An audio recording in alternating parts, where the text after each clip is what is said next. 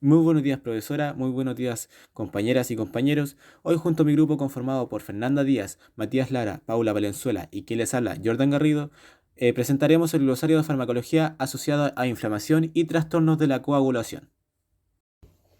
En este glosario farmacológico presentaremos farmacología asociada a trastornos de la coagulación e inflamación, además de su farmacocinética, mecanismo de acción, uso clínico y toxicidad.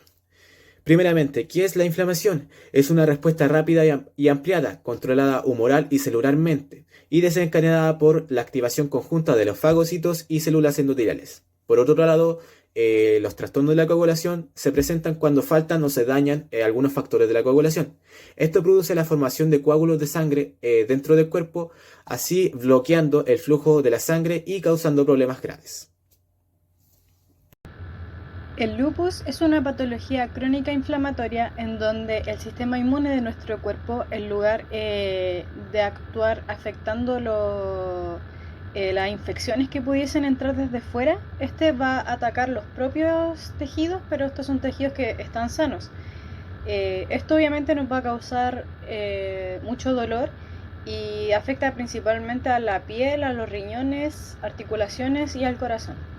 En cuanto a la familia de fármacos, tenemos a los que son no esteroideos, como los AINES. Entre ellos vamos a incluir el celecoxib, también el naproxeno, que lo vamos a revisar más adelante. Y los anticoagulantes, tenemos las inyecciones de heparina o la heparina en general y warfarina. Bueno, los ejemplos comerciales de la hidroxicloroquina es el plaquenil. ¿Para qué lo vamos a utilizar? ¿Cuál es su uso clínico? En general es para prevenir y tratar los ataques agudos de la malaria, es decir, es un antimalárico. Pero también se usa para tratar el lupus y diferentes tipos de lupus, así también como la artritis reumatoide en pacientes cuyos síntomas no han sido efectivos con los otros tratamientos. El mecanismo de acción de la hidroxicloroquina es interferir con la función de las vacuolas digestivas de los parásitos sensibles al incrementar el pH e interferir con la degradación lisosomal de la hemoglobina. Entre los efectos farmacológicos se encuentran el dolor de cabeza, mareos, pérdida del apetito, náuseas, diarrea, dolor de estómago, vómitos, incluso sarpullido. En cuanto a la toxicidad de la hidrocloroquina, es un fármaco altamente tóxico en dosis elevada. En niños en dosis de 0.75.1 gramos en adelante ya podemos observar los síntomas los primeros 30 minutos, que pueden incluir ya somnolencia, alteraciones visuales, convulsiones, pudiendo aparecer asimismo alteraciones de la conducción cardíaca, hipotensión, un coma o un paro cardiorrespiratorio. El ejemplo comercial del naproxeno es el Dolorex. Este uso clínico es para tratamiento del dolor leve o moderado con componente inflamatorio y que son especialmente de origen osteomuscular. El mecanismo de acción del naproxeno es inhibir la prostaglandina sintetasa, la cual es una enzima que acelera la formación de sustancias que causan inflamación y dolor. Uno de los efectos farmacológicos del naproxeno es que puede causar somnolencia, por ende va a alterar nuestra capacidad de conducir o utilizar máquinas. Va a presentarse también mareos, vértigo, insomnio e incluso depresión. Una dosis elevada de naproxeno va a incluir agitación, confusión, incoherencia, visión borrosa e incluso coma. Bueno, en cuanto a un ejemplo comercial de la heparina sería el Inepar. El uso clínico es para prevenir coágulos en personas que ya desarrollan una patología o que se someten a cierto procedimiento que aumenta las probabilidades de que se forme un coágulo. El mecanismo de acción de la heparina es neutralizar la trombina evitando la conversión del fibrinógeno a fibrina, lo que previene la formación de un coágulo estable por inhibición del factor estabilizador de fibrina. Tenemos como efecto farmacológico que es anticoagulante, previene hemorragias de la piel, mucosas, heridas del tracto gastrointestinal, urogenital. Igual es dosis dependiente y deriva de la acción farmacológica del medicamento. En cuanto a la toxicidad de la heparina, podemos ver sangrado nasal o sangrado anormales, moretones, unas heces negras con aspecto alquitrán, vómitos sanguinolentos, parecido a moros de café, etc. Y pasaremos a explicar qué es la artritis reumatoide. Es una patología inflamatoria sistémica, crónica, autoinmune, de etiología desconocida. Se caracteriza por ser una inflamación poliarticular y sistémica de pequeñas y grandes articulaciones. Se experimenta dolor crónico, inflamación, rigidez y pérdida de la función articular. Se da mayormente en mujeres y en las zonas de muñeca y dedos. Los fármacos más utilizados para tratar esta enfermedad son los pertenecientes a la familia de los no esteroideos, como el ibuprofeno y el celecoxib, y los de la familia de los corticoides, como la prednisona. Explicaremos los nombres comerciales y el uso clínico del ibuprofeno. El primero es Actronra. Se utiliza para el alivio temporal de dolores de espalda, musculares, cabezas, dientes, malestares y de rigidez producido por artritis, dolores menstruales o fiebres. También está el Vediatil, que se utiliza para el alivio de procesos inflamatorios y dolorosos de tejidos blandos y musculoesqueléticos, también para reducir la temperatura en cuadros febriles. Ambos tienen el principio activo de ibuprofeno. Mecanismos de acción del ibuprofeno. Este inhibe la acción de las enzimas COX-1 y COX-2. Sus efectos resultan en la inhibición periférica de la síntesis de prostaglandinas, subsiguiente a la inhibición de la ciclooxigenasa. También inhibe la migración leucocitaria a las áreas inflamadas, impidiendo la liberación por los leucocitos de citoquinas y otras moléculas que actúan sobre los receptores nociceptivos. Farmacocinética del ibuprofeno. Se absorbe rápidamente en el tracto gastrointestinal. Se presentan mesetas de concentración plasmática 1 a 2 horas después de la administración. Su vida media de eliminación es de unas 2 horas aproximadamente. Se une fuertemente a las proteínas plasmáticas. Normalmente se metaboliza en el hígado, dando lugar a 2 metabolitos inactivos que junto con el ibuprofeno se excretan por vía renal como tales o como metabolitos conjugados. La excreción renal es rápida y completa. La farmacocinética de los gránulos de ibuprofeno es comparable a la de los comprimidos, por lo que no debe haber diferencia en la pauta de utilización clínica de ambas. Los efectos farmacológicos del ibuprofeno es detener la producción del cuerpo de una sustancia que causa dolor, cuadros febriles e inflamación. La toxicidad del ibuprofeno. Los efectos tóxicos observados coinciden con los de otros antiinflamatorios no esteroideos. El ibuprofeno no resultó teratogénico en diferentes especies animales. Asimismo, tanto los estudios de mutagénesis como los de cancerogénesis dieron resultados negativos. Ahora hablaremos del celecoxib. Daremos algunos ejemplos comerciales y su uso clínico. El primero es Celebrex. Se utiliza para disminuir el dolor y la inflamación, indicado para aliviar los síntomas de la artrosis y la artritis reumatoide. El segundo es Elixif, el cual se usa para el tratamiento de la migraña con o sin aura en adultos. Mecanismo de acción del celecoxib.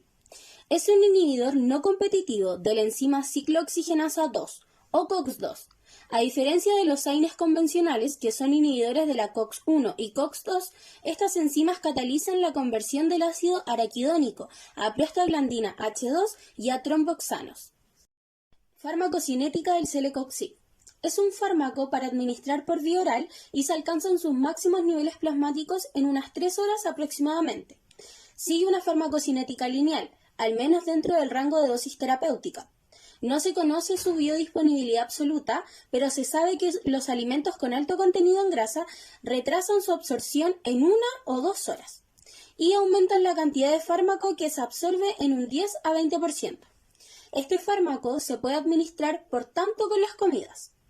El celecoxib se une extensamente a las proteínas plasmáticas, sobre todo a la albumina, y se distribuye ampliamente. Solo una pequeña parte del celecoxib sin alterar es recuperada en la orina y en las heces. Los metabolitos se eliminan por vía renal y biliar.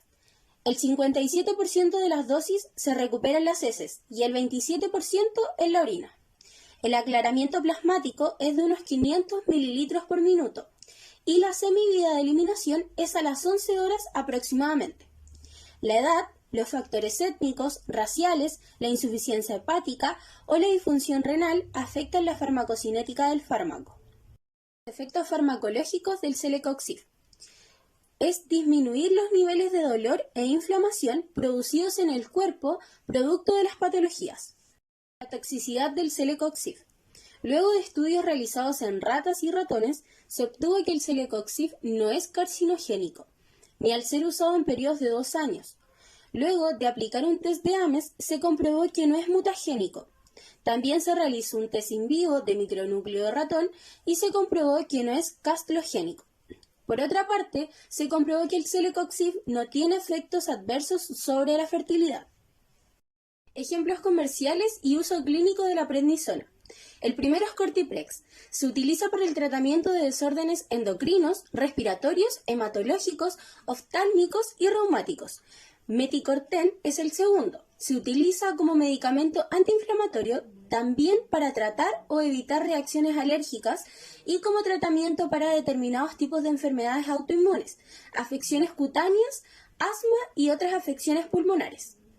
Explicaremos el mecanismo de acción de la prednisona. Este es un corticoide clasificado como de acción intermedia con acción antiinflamatoria e inmunosupresora. Ejerce su mecanismo de acción a través de la inhibición de la síntesis de prostaglandinas y leucotrienos, sustancias que reducen la vasodilatación, disminuyen el exudado de fluido, la actividad leucocitaria, la agregación y desgranulación de los neutrófilos, la liberación de enzimas hidrolíticos por los lisosomas, la producción de radicales libres de tipo superóxido y el número de vasos sanguíneos en los procesos crónicos. Estas respuestas antiinflamatorias se deben a la producción de lipocortinas, unas proteínas inhibidoras desde la fosfolipasa A2, enzima implicada en la síntesis del ácido araquidónico. Pasaremos a explicar la farmacocinética de la prednisona. Hay que tener claro que esta se puede administrar por distintas vías, ya sea oral, intramuscular, intravenosa o intraarticular. Se absorbe rápidamente su concentración máxima, de 1 a 2 horas aproximadamente, en dosis oral o venosa. El comienzo y la duración depende del lugar y de la vía de administración del fármaco. Una vez absorbida, se distribuye ampliamente en los riñones, músculo, hígado, intestino y piel. El fármaco se une extensamente a las proteínas del plasma, siendo activa solamente la fracción que queda libre. Este, al igual que otros corticosteroides, atraviesa la placenta y se excreta en la leche materna, por lo que no se recomienda ni en embarazo ni en lactancia. El fármaco se metaboliza en el hígado, ocasionando metabolitos inactivos que se excretan en la orina. Su semivida de eliminación es de unas 18 a 36 horas aproximadamente. Efectos farmacológicos de la prednisona. Reduce la hinchazón y el enrojecimiento y cambia la manera en la que funciona el sistema inmunitario. Toxicidad de la prednisona. Está contraindicado para úlceras gástricas o duodenal, alteraciones psiquiátricas conocidas, glaucoma de ángulo cerrado o abierto, queratitis herpética, linfodenopatía consecutiva a la vacuna BCG, infecciones bacterianas agudas y crónicas, micosis sistémicas, poliomielitis, embarazo y lactancia. También hay que tener precaución cuando se está administrando otro tipo de medicamentos, ya que todo lo mencionado anteriormente puede provocar grandes complicaciones e incluso la muerte. Otra de las patologías que abordaremos en esta presentación es la fibrilación auricular. Esta se debe a una actividad eléctrica anormal dentro de las aurículas del corazón, lo que hace que se fibrilen. Además, esta se caracteriza como una taquiarritmia, lo que significa que la frecuencia cardíaca suele ser rápida. Debido a la irregularidad del ritmo, el flujo de sangre a través del corazón se vuelve turbulento y existe una alta probabilidad de formar coágulos de sangre, los que pueden desprenderse y causar derrame cerebral o ACV. Es por eso que se debe estimar el riesgo de ACV y buscar factores predisponentes de esta misma, como la edad, la hipertensión arterial, diabetes mellitus o enfermedad arteriosclerótica. La estimación del riesgo de ACV se basa en la utilización de la escala CHAD-S2 o su actualización. Además, antes de iniciar el tratamiento anticoagulante y en pacientes pluripatológicos, se debe estimar el riesgo de complicaciones hemorrágicas a través de la escala Hasle. Dentro de los factores causantes de la fibrilación auricular tenemos la edad avanzada, cardiopatías congénitas, enfermedades cardíacas subyacentes, hipertensión sistémica o pulmonar, trastornos endocrinos como la diabetes, factores genéticos, trastornos neurológicos como el ACV y estrés hemodinámico. Bueno, resumiendo, tenemos que el abordaje fundamental del tratamiento de la fibrilación auricular se basa en reducir síntomas y prevenir complicaciones graves, lo que reside en el tratamiento antitrombótico, el control de la respuesta ventricular y el tratamiento correcto de las enfermedades cardíacas que la acompañan. Además, es necesario un adecuado manejo tanto en la fase inicial como a mediano y largo plazo, adaptando las estrategias a los cambios que pueda sufrir el paciente con el paso de los años. Junto con lo anterior, hiperocelos con formación de coágulos de sangre y factores que predisponen o el propio riesgo en sí de ACV, se disponen de familias de fármacos anticoagulantes recetados para reducir el riesgo de formación o la propia eliminación de los coágulos de sangre. Según la escala CHAT-S2 o su actualización, todos los pacientes con una puntuación mayor o igual a 2 son candidatos a tratamiento anticoagulante, indicando nuevos anticoagulantes orales o NACOS abreviadamente, o antagonistas de la vitamina K o ABK abreviadamente. Dentro de esta presentación mencionaremos y explicaremos los NACOS. Esto debido a la variedad de artículos que predisponen a los NACOS frente a los ABK debido a variadas ventajas con implicancia clínica, como el rápido inicio de acción de estos fármacos.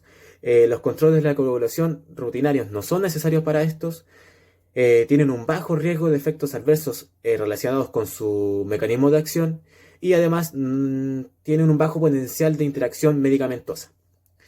Bueno, dentro de las familias que ya indicamos, encontramos los ABK y los NACOS.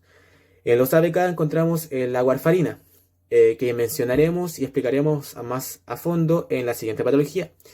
Y dentro de los NACOS encontramos el apixaban con un nombre comercial de Eliquis y el dabigatran con un nombre comercial de Pradaxa.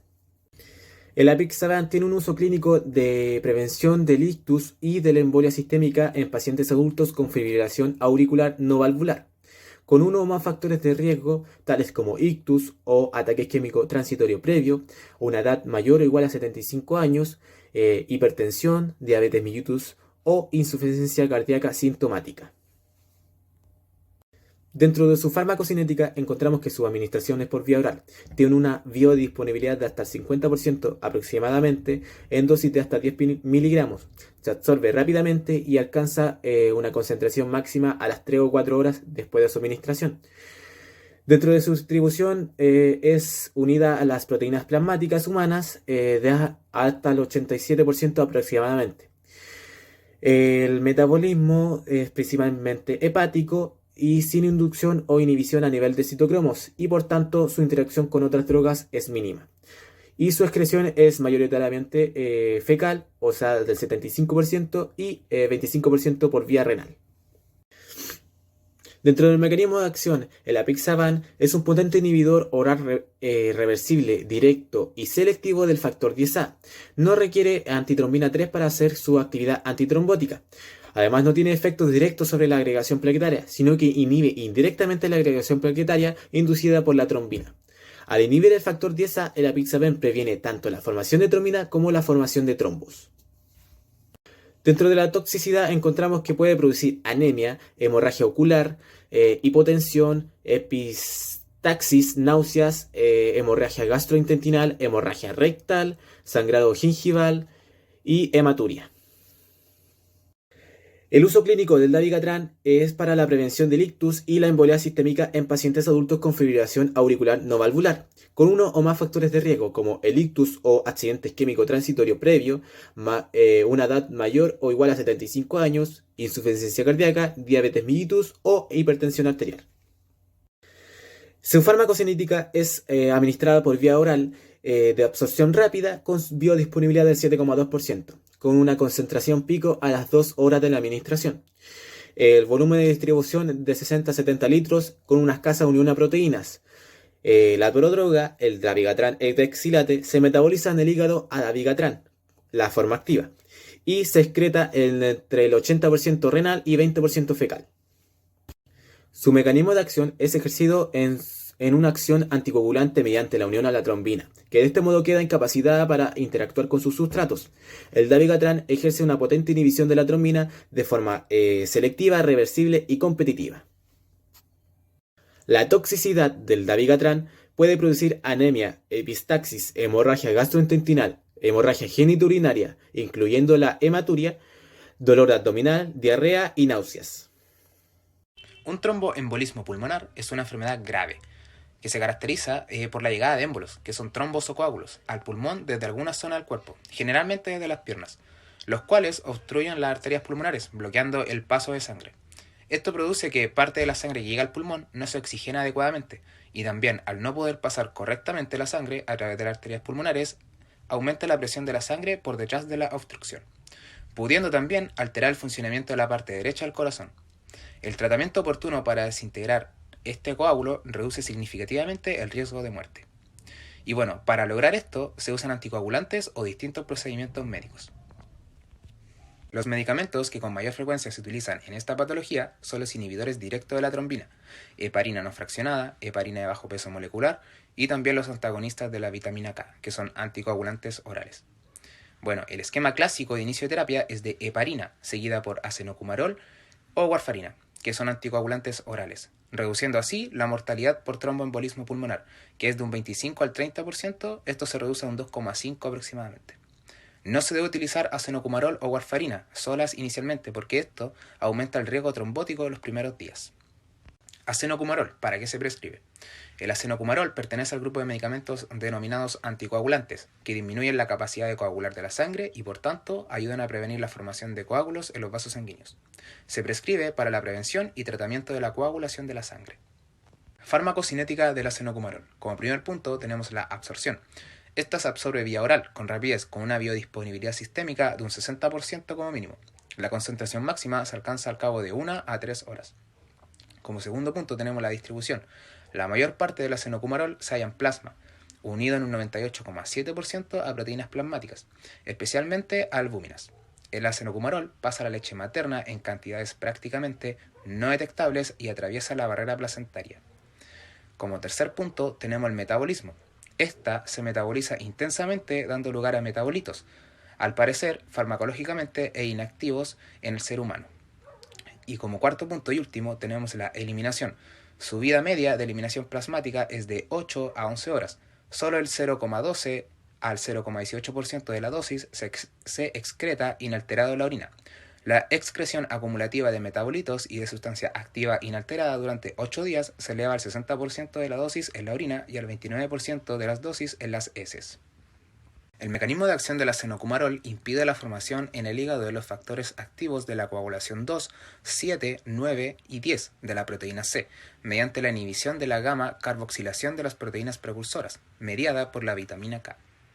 El efecto farmacológico que produce el acenocumarol en la persona es evitar y o prevenir la formación de coágulos en los vasos sanguíneos.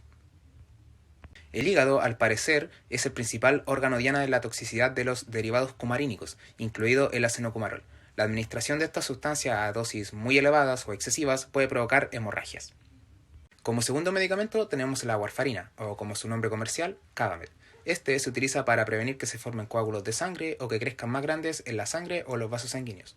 Se receta para personas con cierto tipo de ritmos cardíacos irregulares, personas con válvulas cardíacas artificiales, ya sean de reemplazo o también mecánicas, y también para personas que han sufrido un infarto. Como primer punto, la absorción. Esta se absorbe prácticamente en su totalidad en una concentración plasmática máxima observada en las primeras 4 horas. En verdad no hay diferencia apreciable en los volúmenes de distribución después de una dosis única de warfarina, ya sea por vía oral o vía intravenosa. Como segundo punto, la distribución, las concentraciones máximas de warfarina en el plasma fetal son próximas a las de la madre. Si bien el fármaco no ha sido detectado en la leche materna, aproximadamente el 99% del fármaco se une a las proteínas del plasma. Como tercer punto, tenemos el metabolismo. La eliminación de la warfarina se realiza completamente por metabolización por las enzimas microsomales hepáticas, originando así metabolitos hidrolizados inactivos o reducidos. Estos mismos metabolitos son eliminados preferentemente por la orina. Y como cuarto punto y último tenemos la eliminación. La semivida terminal de la warfarina después de una dosis única es de 1 semana aproximadamente, si bien la semivida efectiva suele ser de una media de 40 horas aproximadamente. En el mecanismo de acción, al igual que el acenocumarol, la warfarina impide la formación en el hígado de los factores activos de la coagulación 2, 7, 9 y 10 de la proteína C, mediante inhibición de la gamma-carboxilación de las proteínas precursoras mediada por la vitamina K. El efecto farmacológico que produce la warfarina en la persona es reducir la capacidad de coagulación de la sangre y así evitar que la situación actual en la que se encuentra se agrave aún más.